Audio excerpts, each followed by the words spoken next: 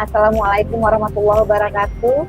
Selamat datang di diskusi foto ke-7 IFA yang bertajuk Through Our Eyes, yang akan membahas karya-karya fotografer perempuan dari 3 benua. Ada dari benua Eropa, Amerika, dan Asia. Dan malam ini pembicara kita Mbak Stephanie Imelda. Saya Raihan Lubis akan bertindak sebagai host pada diskusi kita malam ini. Dan sebelum diskusi dimulai, izinkan saya memperkenalkan IFA terlebih dahulu.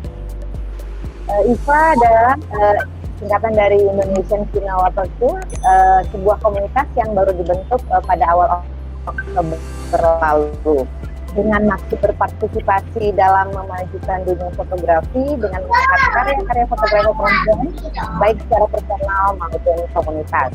Kenapa perempuan? Karena perempuan perlu ada, perlu didukung dan mendukung, perlu mengangkat fotografer perempuan lainnya. Karena sejatinya sesama perempuan harus saling bergandengan tangan. Karena kalau bukan kita, siapa lagi?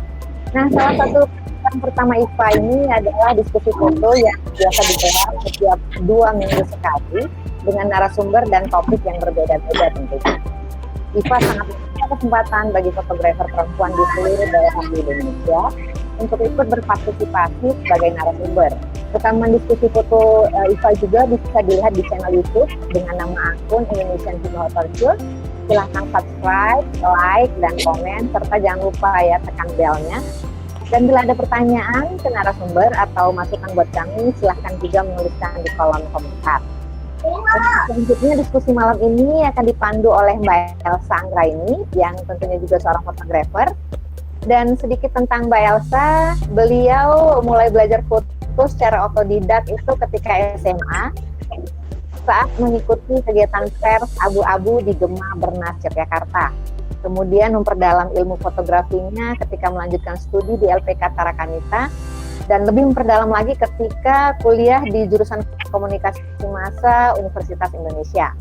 Mbak Elsa menyempatkan diri berkegiatan fotografi bersama komunitas fotografer.net dan kemudian membangun komunitas fotografi Indonicon, hingga akhirnya kemudian serius belajar fotografi di Galeri Jurnalistik Antara, jadi kita kenal dengan GFJA.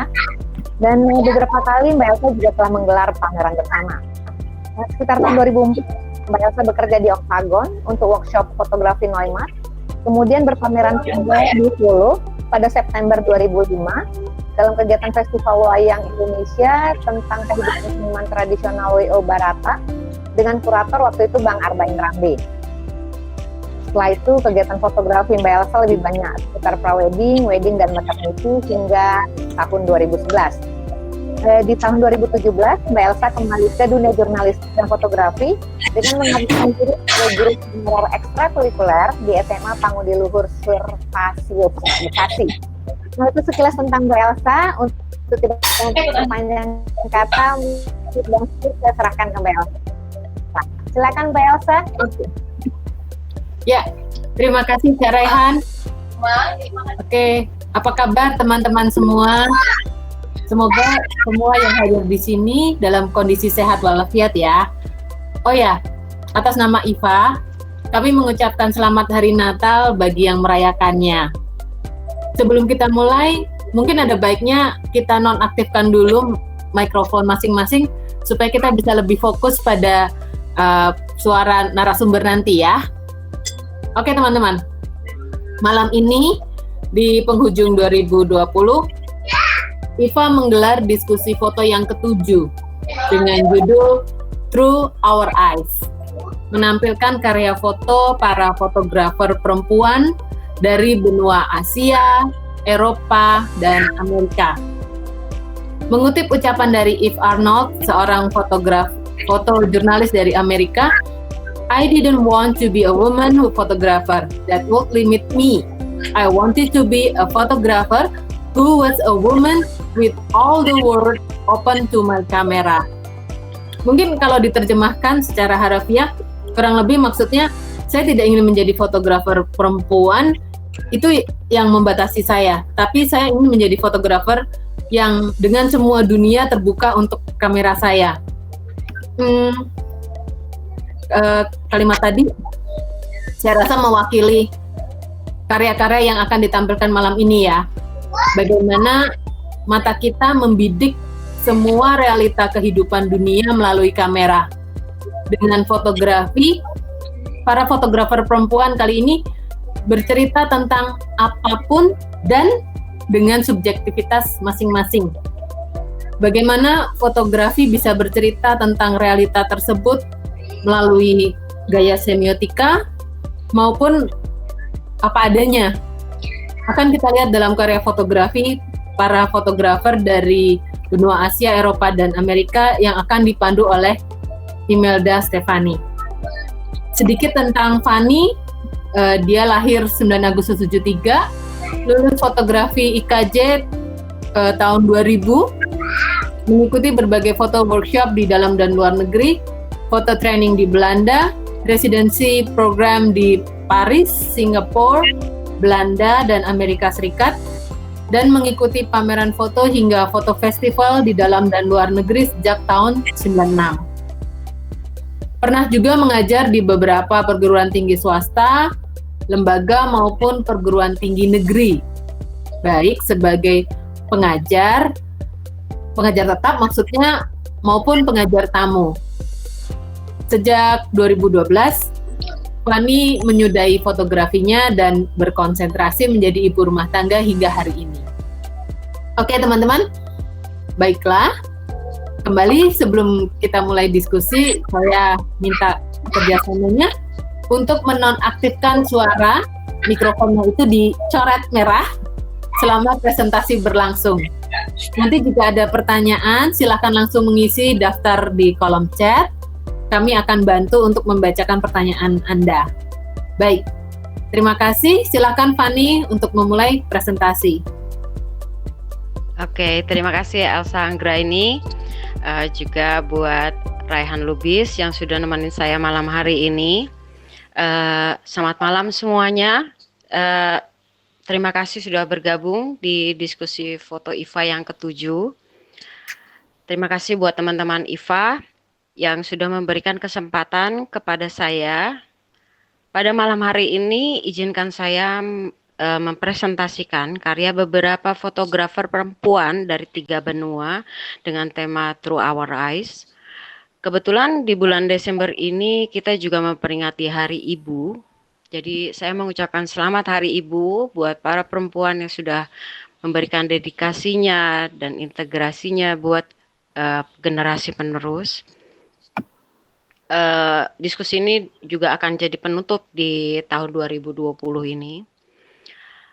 Foto-foto yang akan saya tampilkan memang sangat personal bagi para fotografer perempuan, di mana mereka mencoba memvisualisasikan isu-isu yang dialaminya maupun yang dialami oleh perempuan lain. Untuk itu saya langsung mulai dengan presentasi saya, karya Widya Sartika Abrin. Beliau adalah emaknya Iva, emaknya street fotografi juga. Foto ini dibuat untuk pameran foto mata perempuan yang menceritakan kehadiran perempuan yang seringkali dilecehkan dan direndahkan sehingga seolah-olah menjadi biasa. Ngomongin soal biasa juga terlihat dari karya Palamur yang kini bermukim di Jerman. Beliau membuat potret ibunya ketika masih single atau muda yang dijajarkan dengan potret ketika yang diambil sama Paula saat ibunya sudah menjadi janda alias single lagi. Walaupun sudah bercerai, namun ya itu mungkin karena terbiasa membuat dia jadi terlihat depresi dan linglung setelah suaminya meninggal.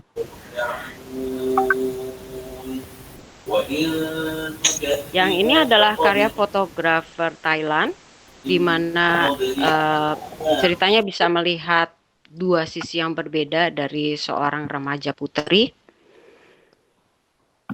Berikutnya adalah foto-foto yang mempresentasikan perempuan yang dipandang sebagai objek, korban yang selalu dilecehkan yang bisa kita lihat lewat karya Momena Jalil dari Bangladesh dengan judul Woman. Lalu ini foto karya Mariala Sakajaya dari Indonesia dengan judul Paradoks Perempuan.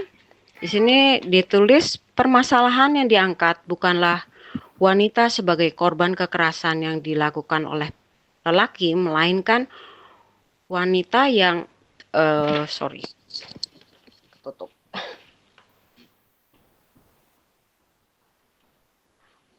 Wanita yang terbentuk atau tercipta pada masa kini dengan anggapan di masyarakat adalah gender nomor 2. Ini tentu saja membebani kaum wanita yang ingin maju. Begitu menurut Maria. Dan ini adalah karya Trika Simanjuntak dari Indonesia juga dengan judul Domestic Violence. Ini adalah bentuk keprihatinan Trika terhadap permasalahan-permasalahan KDRT di Indonesia. Karya berikutnya dari Christina Pan dari Indonesia juga dengan judul How We Forget and Why We Remember, yang mengisahkan kerapuhannya saat harus berpisah dengan orang yang ia sayangi hingga akhirnya ia memutuskan untuk move on atau menjadi baru. Ada juga karya Agnieszka Jesiorska dari Polandia dengan judul The Similarities and Differences yang mengisahkan perempuan yang selalu dijadikan objek atau mainan. Sudah melahirkan anak gitu ya. Sedang melahirkan anak terus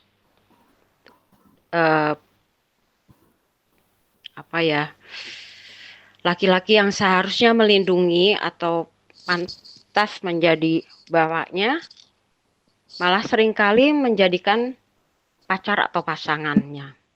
Foto ini adalah bentuk keprihatinannya atas banyaknya pria yang jauh lebih tua yang memilih pacar atau pasangan yang jauh lebih muda. Karena menurutnya nggak ada bedanya dengan pedofilia. Sementara ini karya Henna Tavanainen dari Finlandia yang membuat seri foto tentang lokasi kekerasan fisik atau pelecehan seksual yang dialami subjek fotonya dengan membawa mereka ke lokasi TKP dan memotretnya di waktu yang sama saat kejadian. Tentu saja bukan hal yang mudah bagi subjek maupun fotografer itu sendiri, karena kedua-duanya bisa jadi korban, bisa disergap pada saat itu, atau peristiwa itu bisa terulang lagi, malah lebih parah lagi. Jadi perlu benar-benar kesiapan mental dan fisik dari keduanya. Berikutnya adalah karya dari Mayu Mohana dari Peru yang membuat foto esai tentang keprihatinannya terhadap ABG-ABG di Peru yang terpaksa menjadi ibu-ibu muda hanya karena masalah hormonal dan eksperimen yang tidak terkendali. Ini adalah karya saya dengan judul Unborn yang mempertanyakan keadilan hukum pada wilayah pria, di mana perempuan selalu menjadi korban yang harus masuk penjara bila menggugurkan janinnya, sementara laki-lakinya berkeliaran mencari korban lagi. Di lain pilihan, bila janin itu dipelihara, perempuan harus siap menanggung tekanan sosial maupun ekonomi dari keluarga, lingkungan, dan juga tempat kerjanya.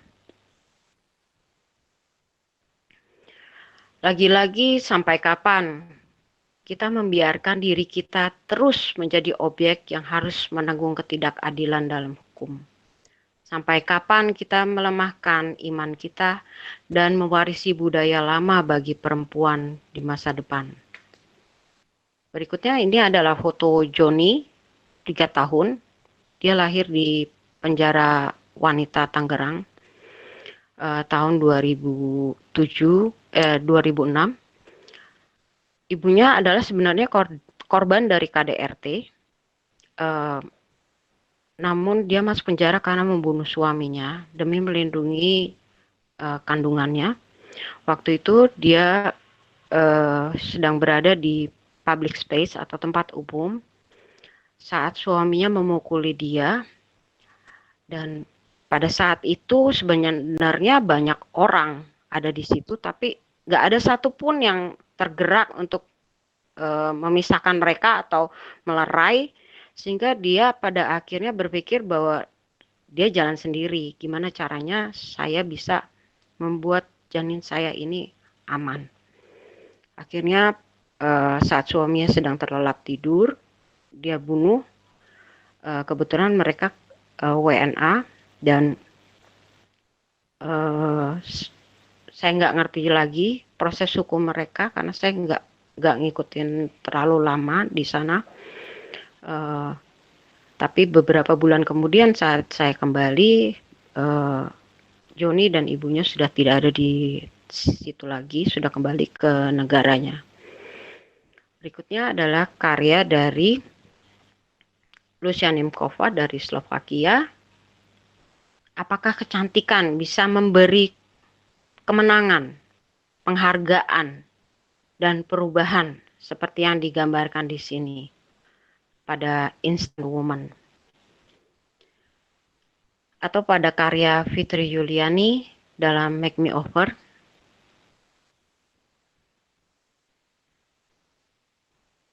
Atau sementara karya dari Maya Sofia Hapsi dalam tarian, ini sebenarnya hasrat Maya untuk menjadi balerina yang terpendam karena terbentur tradisi dan budaya. Namun di balik perempuan-perempuan yang seringkali diempukan, banyak juga perempuan-perempuan yang kuat, tabah, dan berkarakter seperti karya Kriti Aurora dari India tentang perempuan-perempuan yang berjuang di tempat konflik atau pengungsi.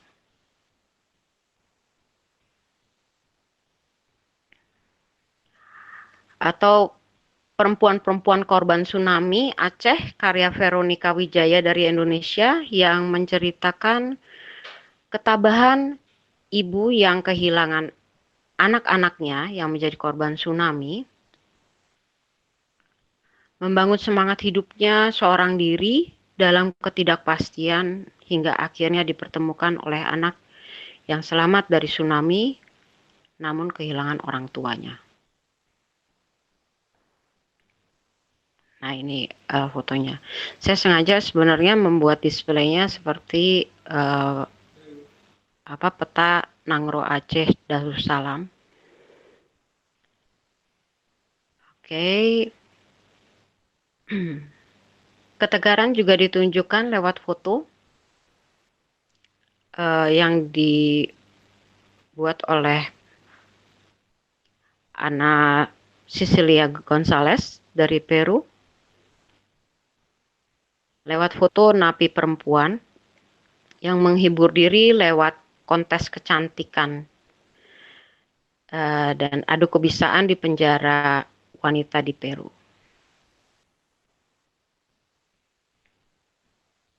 Jadi sama seperti Fitri tadi, kalau perempuan itu pengen terlihat cantik.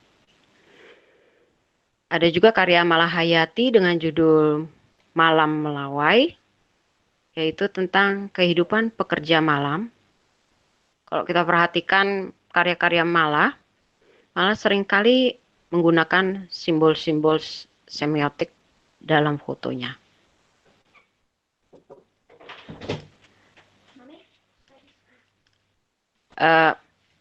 Ini adalah karya Kimiko Suzuki dari Jepang, mengisahkan ketegaran perempuan yang sedang menanti ajalnya atau sekarat dan berharap bisa menjadi malaikat. Itu terlihat dari gambar unicorn itu. Sementara ini adalah karya Alexandria dari Serbia yang membuat seri foto potret perempuan-perempuan yang ditemui di jalan memakai kostum dengan motif kucing liar. yang menurut Alexandria ini, perempuan-perempuan yang sering menggunakan motif kucing liar ini sebenarnya mempunyai kepribadian yang percaya diri, terus juga bebas dan kuat. Oke, demikian presentasi saya malam hari ini. Terima kasih.